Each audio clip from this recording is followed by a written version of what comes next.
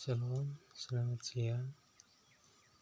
Perkenalkan, nama lengkap saya Yeskiel Saimo, Prodi Matematika 2, semester 2. Di sini saya akan membahas materi bab 4 tentang perkembangan moral, spiritual, serta didik. 1. Definisi perkembangan moral dan spiritual serta didik merupakan tingkah laku manusia yang berdasarkan atas baik buruk dengan landasan nilai dan norma yang berlaku dalam masyarakat. Sementara itu, juga moral merupakan suatu kebutuhan penting bagi peserta didik, terutama sebagai pedoman menemukan identitas dirinya, mengembangkan hubungan personal yang harmonis, dan menghindari konflik-konflik peran yang selalu terjadi dalam masyarakat transisi. Dengan demikian, peserta didik yang bertindak sesuai dengan adalah mereka yang mendasarkan tindakan atas penilaian baik buruknya sesuatu. Di sini para ahli menemukan mempersamakan antara moral dan akhlak. Halim dalam Harjo 2010 mendefinisikan akhlak atau moral mempunyai 4 makna, yaitu yang pertama, moral adalah sekumpulan kaidah bagi perilaku yang diterima dalam suatu zaman atau sekelompok orang. 2. Moral adalah sekumpulan kaidah perilaku yang dianggap baik berdasarkan kelayakan, bukan berdasarkan syarat. 3. Moral adalah teori akhlak tentang kebaikan dan keburukan menurut filsafat. 4. Tujuan kehidupan yang mempunyai warna humanisme yang kental yang tercipta dengan adanya hubungan sosial.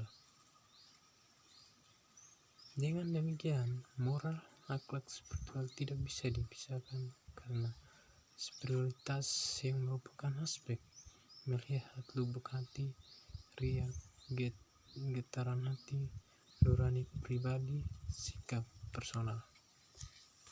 2.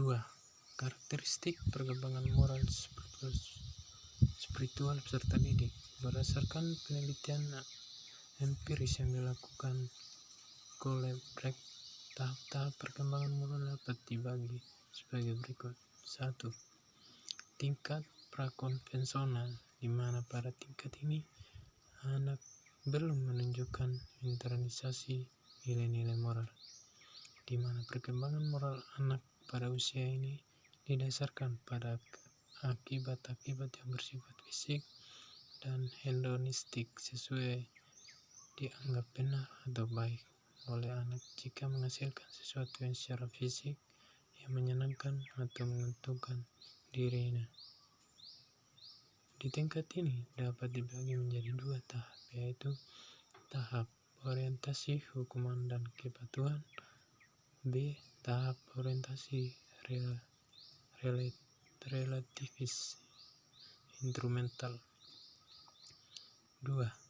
Tingkat konvensional. Pada tingkat ini, anak hanya menuruti harapan keluarga. Contoh, keluarga menyuruh kita untuk ilmu ke jenjang yang lebih tinggi pun kita ikuti. Artinya 2. Tingkat konvensional. Pada tingkat ini, anak hanya menuruti harapan keluarga. Contoh, keluarga yang menyuruh kita untuk menuntut ilmu ke jenjang lebih tinggi pun kita ikuti. A. Tahap orientasi kesepakatan antara pribadi atau kelompok. B. Tahap orientasi aturan dan ketertiban. 3. Tingkat pasca konvensional dalam kurung otonomi atau berlandaskan prinsip. Pada tahap ini terdapat usaha yang jelas bagi anak-anak seperti terjadinya perjanjian antara dirinya dan lingkungan sosial sesuai dengan prinsip-prinsip etika universal yang bersifat abstrak dan penghormatan terhadap martabat manusia. 3. Faktor yang mempengaruhi perkembangan moral dan spiritual peserta didik, yaitu faktor yang mempengaruhi terhadap perkembangan moral dan spiritual individu mencakup aspek psikologi, sosial, budaya, dan fisik kebendaan, baik yang terdapat dalam lingkungan keluarga, sekolah, maupun masyarakat. Secara keseluruhan, dalam usaha membentuk tingkah laku sebagai pencerminan nilai-nilai hidup tertentu, banyak faktor yang mempengaruhi, diantaranya A. Lingkungan keluarga, B.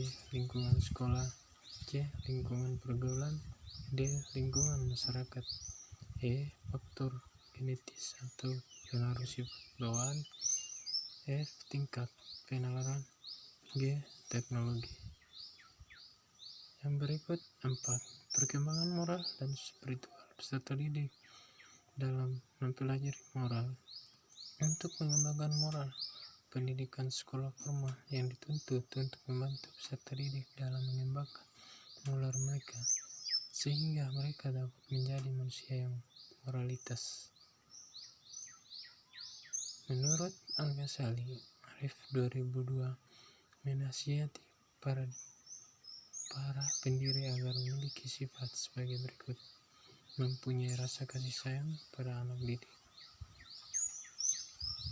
tidak mengharapkan balas jasa ataupun ucapan terima kasih, mencegah anak didik dari akhlak yang tidak baik, memperhatikan tingkat akal pikiran anak didik dan bicara sesuai dengan tingkat akal pikirannya. Jangan memperhatikan adanya kontradiksi antara perkataan dan perbuatan. Berikan nasihat pada anak didik di setiap kesempatan. Jangan menimbulkan rasa benci pada anak didik mengenai suatu cabang ilmu. Cara pembelajaran yang diharapkan harus sesuai dengan tahap anak, yakni memiliki karakteristik sebagai berikut. Program pembelajaran harus disusun secara fleksibel, tidak kaku, serta memperhatikan perbedaan individu peserta didik. Artinya bahwa kita sebagai guru harus benar-benar menyusun secara fleksibel agar kita tidak kaku dan serta memperhatikan perbedaan anak didik atau peserta didik. B. Tidak dilakukan secara menonton, tetapi disajikan secara variatif melalui banyak aktivitas yang bisa menguasai perkembangan moral anak. Artinya, kita tidak hanya menonton kepada